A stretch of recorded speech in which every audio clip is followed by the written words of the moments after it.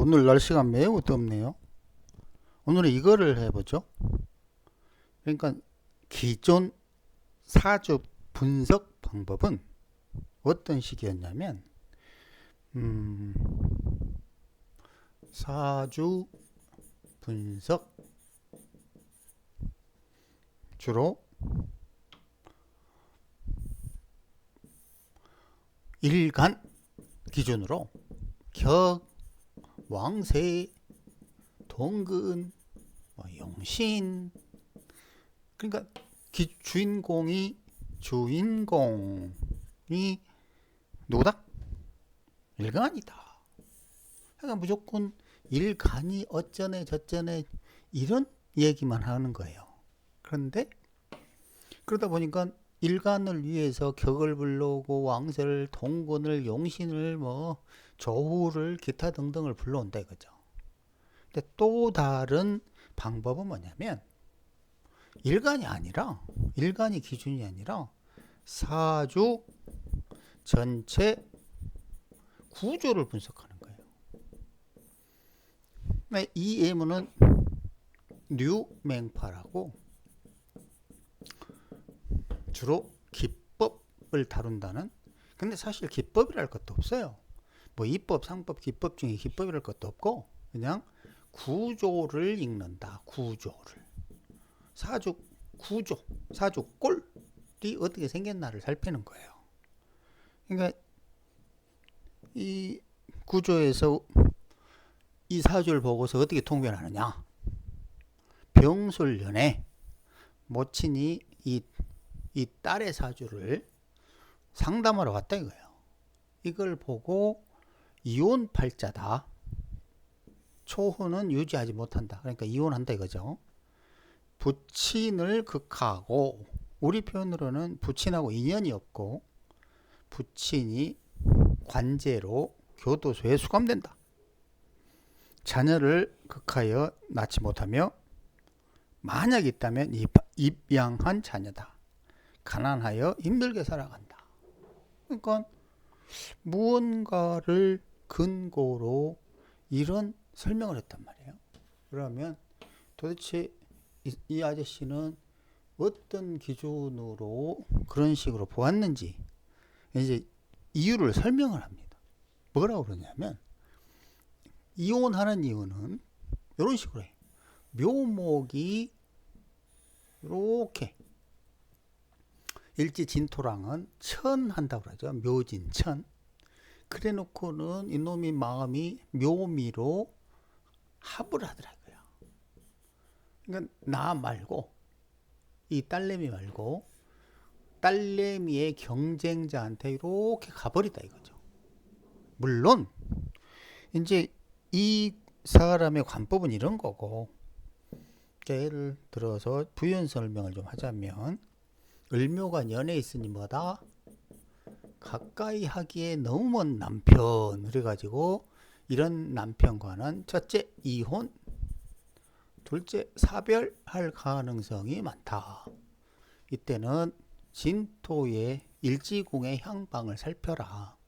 근데 그렇게 을묘와 진토가 나쁠 이유는 없는데 문제는 뭐다?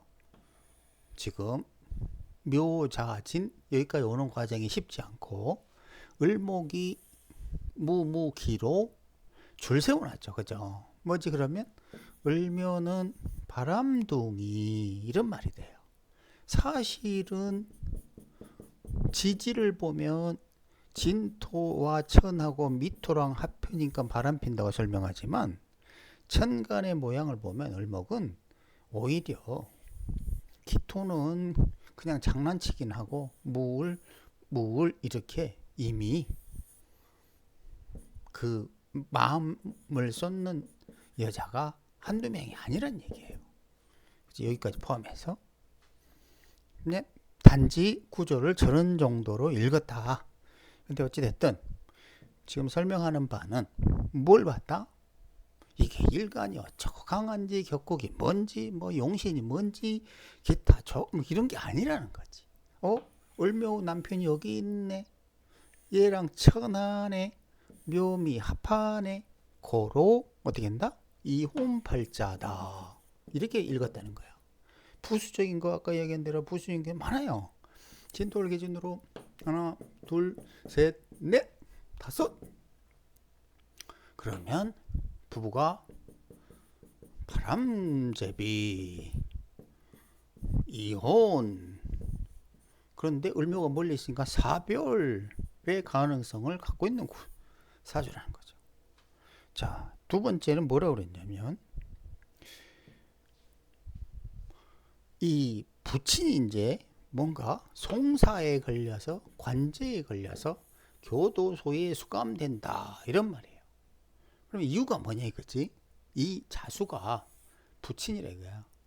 그냥 정제인데도 그냥 뭐 이 자중 임수를 편제로 봐서 부친이다. 어찌 됐든 이 사람 설명은 이게 부친이야. 그런데 자묘형한다 이거지. 첫 번째는 그 다음에 자매로 천한다. 이래 가지고 어떻게 된다? 자수가 이렇게 저렇게 상한다. 상하니까 문제다. 즉 극해버린다. 누가? 이 여인이. 이 딸이 사주팔자에 있는 부친이 불편하다. 그런데 여러 가지 자묘, 자미 이런 문제로 인해서 법적인 문제까지 생기고 감옥에 갈 수 있다.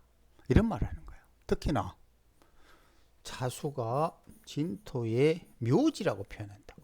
그러니까 막 이게 마구잡이로 표현하는데 그거는 이제 세부적인 건데 중요한 건 뭐다? 적어도 이 사람은 뭐 이상한 거 말고 이 전체에 있는 구조를 읽어댔다는 거죠. 구조를. 이 자수만 생각 관점으로 보면 자수는 하나, 둘, 셋, 넷, 다섯 개의 뭘 받지? 관사를 맡는 거예요. 그렇잖아. 자수 입장에서는 관사를 맡는 거잖아. 개수가 쉽게 말하면 개수가 기미, 무진 이런 것들한테 둘러싸여 있다는 거지.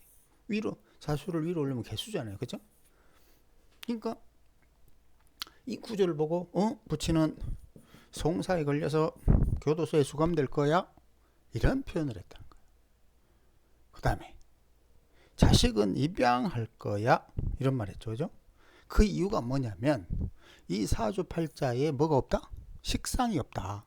식상이 없으니까 이 재성을 자식으로 관주한다. 이제 이거는 이제 그 관법이니까 뭐라고 하긴 그렇고, 그런데 미토가 또 자수를 쳐내버려. 그러니까 얘를 낳지 못한다. 거기에 무자가 자합하니까, 즉 자합, 이 자식이라고 보는 자수를 합하죠. 그런데 이 자수와 무토와 이 무토는 똑같으니까 그리고 자진 합하니까 자기가 무자의 그거를 무진으로 끌고 온다. 그런데 표현은 그냥 무자 자합하니까 그렇다. 여기서 설명하고 말아요. 그런데 가만히 생각을 해보면 이제 디테일한 부분이 굉장히 많아요. 첫 번째는 이제 이거를 자식으로 본 거지만, 첫 번째 자묘진, 이거 뭐라고 그랬죠? 불임, 그죠?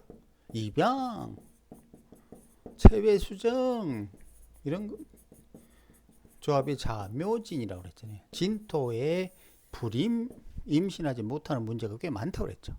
그런데 여기까지 보니까 더더욱 문제죠.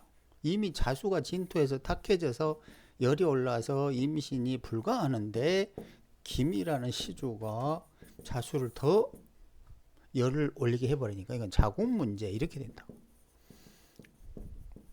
자궁에 열이 오르는 거죠. 그죠? 그러니까 임신이 안 되는 거예요. 그리고 또 뭐라고 설명을 하냐면 이 진토가 수기가 들어가. 이 수기는 뭐냐면 무토 입장에서는 재성이죠. 그죠? 재성이 이렇게 기들어와서 있는데 열리지 않았다. 이제 이거 묘고론에서 다시 뭐 나올 때마다 다룰 문제지만 이제 황당한 주장인데, 어찌 됐든 자기 입장에서는 자수가 진토에 들어왔는데 열리지 않았으니까 가난하다. 평생 가난하다. 근데 가만 보면 가난하게 생겼잖아. 그렇죠? 왜냐면 자수니까 여기서 자월에 태어났으니까 여기에 유금이 있어서 이 자수에다가 씨종자를 공급하고 그 다음에 간목이 나오고 병화로 가고 이런 흐름이어야 좋은데 거꾸로 됐죠. 그러니까 예를 들어서 뭐 연이 자수 월이 묘목 이런 식으로 흘렀으면 그나마 좀 나았겠죠. 그죠? 그러니까 분명하게 연으로 해서 을개물을 갖고 있음에도 구조가 나쁜 거야. 부친은 무무로 복음이죠. 그러니까 부친하고 인연 없어. 그러니까 이제 부친이 감옥 간 거고 여기 기토까지 있네. 그러니까 더더욱 문제야. 거기다 자수네. 그건 뭐야? 부친과 부친의 부친성까지 문제가 되는 거지.